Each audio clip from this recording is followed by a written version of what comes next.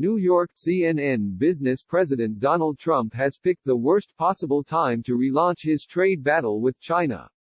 The coronavirus pandemic is crushing the U.S. and global economies. Unemployment is soaring. GDP is collapsing at an unprecedented pace. Corporate profits are plunging. Manufacturing is contracting. Yet Trump could amplify that financial pain by attempting to use tariffs or other sanctions to punish China for its role in the health crisis.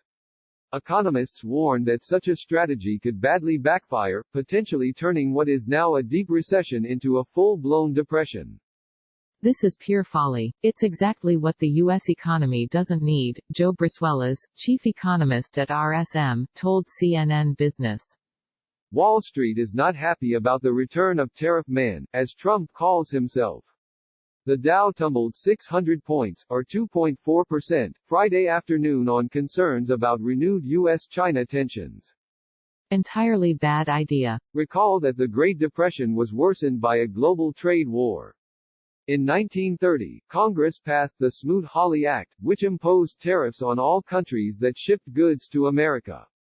Other countries retaliated with their own tariffs on U.S.-made products.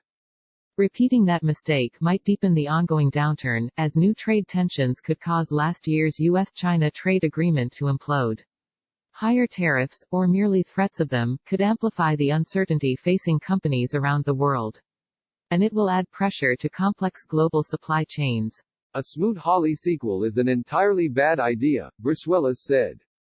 Keep in mind that U.S. tariffs on China don't directly punish China. U.S. businesses and households pay the cost of those taxes, not Beijing. The timing of the renewed trade tensions is highly unusual. In the past, the argument for taking the fight to China was that the United States economy was strong enough to withstand a trade war. Yet talk of tariffs now comes as even Trump's own economic advisors warn of 20% unemployment and a 40% collapse in GDP.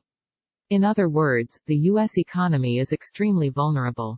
Wall Street had been betting on a swift recovery from the recession. That optimism had lifted the S&P 500 about 30% above its March 23 low, at least before Friday's tumble. New tariffs would clearly cast doubt on that assumption, according to Deepak Puri, CIO Americas at Deutsche Bank Wealth Management. Discussions around new tariffs would be bad news, for both financial markets and the economy, Puri wrote in an email. Could Trump cancel U.S. debt owed to China? Multiple Trump administration sources told CNN this week that there is an appetite to use various tools against China, the most alarming of which is the idea of retaliating against China by canceling U.S. debt owed to Beijing, as first reported in The Washington Post. China owns $1.1 trillion of U.S. treasuries, according to the Treasury Department, making this an enticing idea for China hawks.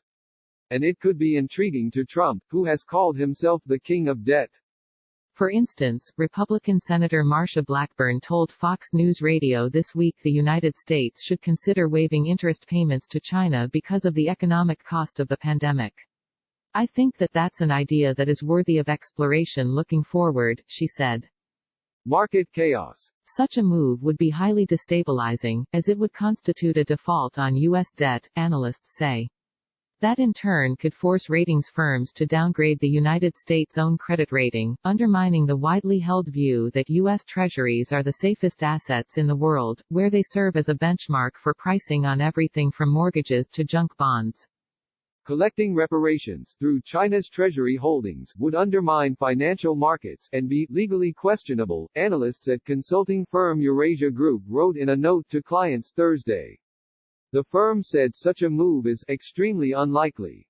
Chris Kruger, analyst at Washington Research Group, agrees. We don't think this will happen and it is likely to see serious pushback, but we are in totally uncharted waters, Kruger wrote in a note to clients. Brisuelas, the RSM economist, warned that canceling U.S. debt held by China would cause global financial markets to come to a screeching halt, and worsen the economic crisis. If such a thing were to ever be attempted, it would create the conditions for a global depression, Brisuelas said.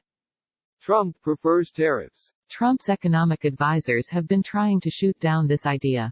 The full faith and credit of U.S. debt obligations is sacrosanct. Period. Full stop. White House economic advisor Larry Kudlow told Reuters, adding that the Washington Post article is completely wrong.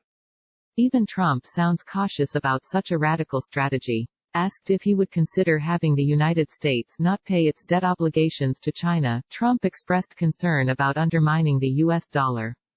When you start playing that game, you're really hurting the sanctity, the importance of the greatest currency on earth, Trump said Thursday. That's a rough game. Yet he didn't back down from the idea of punishing China through alternate methods that could also hurt the economy. We can do it in other ways. We can do it with tariffs, Trump said. In other words, Tariff Man is winning out over King of Debt. Either way, the economy could be the big loser.